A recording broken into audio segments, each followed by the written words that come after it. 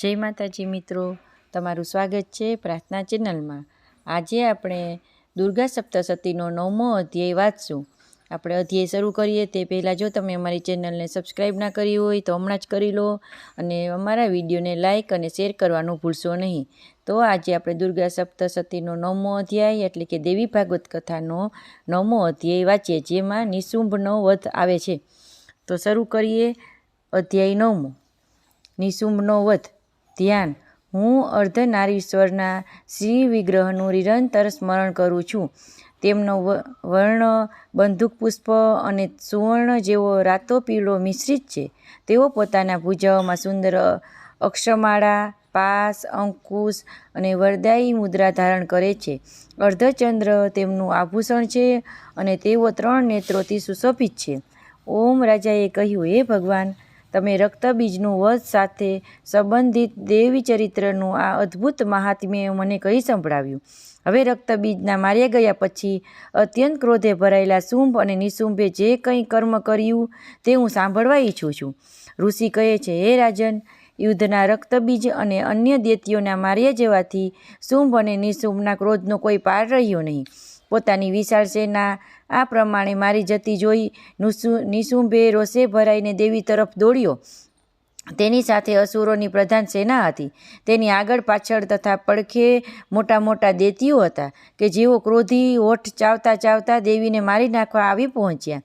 મહાપરાક્રમી શુંભ પણ પોતાની સેના સાથે માતૃગણો સાથે યુદ્ધ કરીને ચંડિકાને મારવા માટે ક્રોધવશ આવી પહોંચ્યો। ત્યારે દેવીની સાથે શુંભ અને નિશુંભના ઘોર સંગ્રામ મચી ગયો। તે બંને દૈત્યો વાદળોની જેમ બાણોની ભયંકર વૃષ્ટિ કરી રહ્યા હતા। તે બંનેએ ચલાવેલા બાણોને દેવી ચંડિકાએ પોતાના બાણોના સમૂહથી તરત જ કાપી નાખ્યા અને શસ્ત્રોથી સમૂહની વૃષ્ટિ કરીને તે બંને દૈત્ય પતિઓના અંગોને પીટી નાખ્યા। નિશુંભે તીક્ષ્ણ તલવાર અને ચમકતી ઢાલ લઈને દેવીના શ્રેષ્ઠ વાહન શિવને મસ્તક પર પ્રહાર કર્યો। પોતાના વાહન પર પ્રહાર થવાથી દેવીએ શૂરભ્ર નામના બાણથી નિશુંભની શ્રેષ્ઠ તલવારનો તરત જ કાપી નાખી અને તેની ઢાલના કે જેના 8 ચંદ્ર જડેલા હતા તેને ટુકડા ટુકડા કરી નાખ્યા। ઢાલ તથા તલવારના કપાઈ જવાથી તે અસુરે શક્તિ ચલાવી, પરંતુ સામે આવતા જ દેવીએ ચક્રથી તેના પણ 2 ટુકડા કરી નાખ્યા। હવે તો નિશુંભ ક્રોધથી બળી ઉઠ્યો અને તે દાનવે દેવીને હણવા માટે શૂળ ઉપાડ્યું, પરંતુ દેવીએ નજીકમાં આવતા જ તેના પણ મુક્કાના પ્રહારથી ચૂરો કરી નાખ્યો। ત્યારે તેણે ગદા ગુમાવીને ચંડિકા પર ચલાવી, પરંતુ તે પણ દેવીના ત્રિશૂળથી કપાઈને ભસ્મ થઈ ગઈ। ત્યાર પછી દેતીરાજ નિશુંભને હાથમાં પરશું લઈને આવતો જોઈ દેવીએ બાણોના સમૂહથી તેને ઘાયલ કરી ભોય ભેગો કરી નાખ્યો। તે ભયંકર પરાક્રમી ભાઈ નિશુંભના ભોય ભેગા થવાથી શુંભને ઘણો બધો ક્રોધ થયો અને અંબિકાનો વધ કરવા માટે તે આગળ વધ્યો।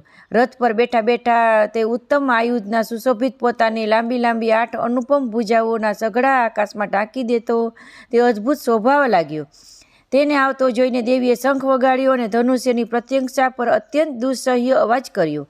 સાથોસાથ પોતાના ઘંટારવથી કે જે સમસ્ત દૈત્ય યોદ્ધાઓને તેને નષ્ટ કરનારો હતો તેનાથી સમસ્ત દિશાઓ ભરી દીધી। ત્યારબાદ સિંહે પણ પોતાના ત્રાડથી કે જેને સાંભળીને મોટા મોટા ગજરાજાઓ મહાન મદ દૂર થઈ જતા હતા તેનાથી આકાશ, પૃથ્વી, 10 દિશાઓ ગૂંજતી રહી હતી।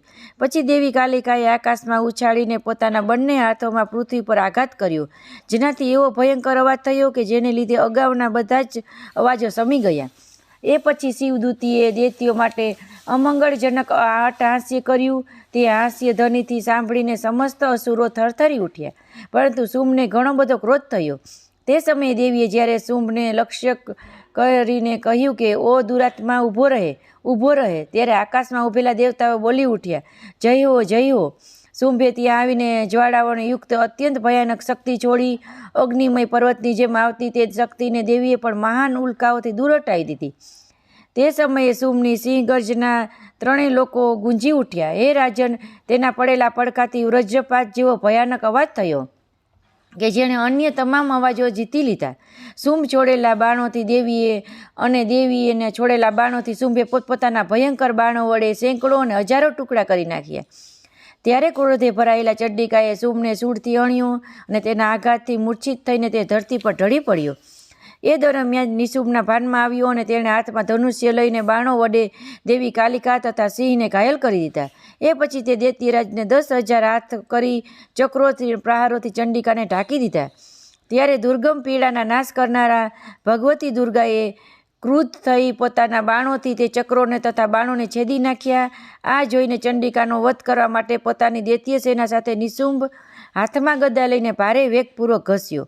તેના ઘસી આવતા જ ચંડિકાએ તીક્ષ્ણ ધારવાળી તલવારથી તેને ગદાને તરત જ કાપી નાખ્યા. ત્યારે તે હાથમાં શૂળ લીધું. દેવતાઓએ પીનનારા નિશુંભને હાથમાં શૂળ લીધેલો આવતો જોઈ ચંડિકાએ વેગપૂર્વક પોતાનું શૂળ ચલાવ્યું અને તેને છાતી ચીરી નાખી. શૂળથી ચીરાઈ જવાથી તેની છાતીમાંથી બીજો મહાબળવાન મહાપરાક્રમી પુરુષ ઊભી રહે કહેતો બહાર આવ્યો. બહાર નીકળતા જ તે પુરુષના શબ્દો સાંભળી દેવી ખડખડાટ હસી પડ્યા અને તેના ખડકથી તેનું માથું વાઢી નાખ્યું. પછી તો પૃથ્વી પર પટકાઈ પડ્યો. ત્યારબાદ દેવીનું વાહન સિંહે પોતાના દાઢીમાંથી અસુરોના ગરદનને કચરીને ખાવા લાગ્યો. આ ઘણું ભયંકર દ્રશ્ય હતું. પેલી તરફ કાલિકા અને શિવદૂતી પણ અન્ય બીજા દૈત્યોને ભક્ષણ કરવાનું આરંભ્યું. કૌમારીની શક્તિથી છેદાઈ જઈને કેટલાય મહાદૈત્યો નાશ પામ્યા. બ્રહ્માણીના મંત્રથી પવિત્ર કરાયેલા જળથી કેટલાક દૈત્યો નિસ્તેજ થઈને ત્રાસી છૂટ્યા. માહેશ્વરીના ત્રિશૂળથી કેટલાય દૈત્યો છિન્નભિન્ન થઈ ધરાશાયી થઈ ગયા. વારાહીના માથાથી આઘાતથી કેટલાય દૈત્યો ચૂરેચૂરા થઈ ગયા. વૈષ્ણવીએ પણ પોતાના ચક્રથી દાનવના ટુકડા કરી નાખ્યા. એદ્રીએ પણ હાથમાં છૂટેલા વ્રતથી કેટલાય દૈત્યોને પ્રાણ છોડ્યા. કેટલાક અસુરો નાશ પામ્યા તો કેટલાક મહાયુદ્ધમાંથી ભાગી છૂટ્યા અને કેટલાય કાલિકા શિવદૂતી તથા સિંહના કોળિયા બની ગયા. શ્રી માર્કંડેય પુરાણમાંથી સાર્વણિક મન્વંતર કથા અંતર્ગત દેવી મહાત્મ્યનો નિશુંભ વધ નામનો 9મો અધ્યાય સમાપ્ત. તો મિત્રો, હવે આપણે આવતીકાલે ફરી મળીશું 10મા અધ્યાય સાથે.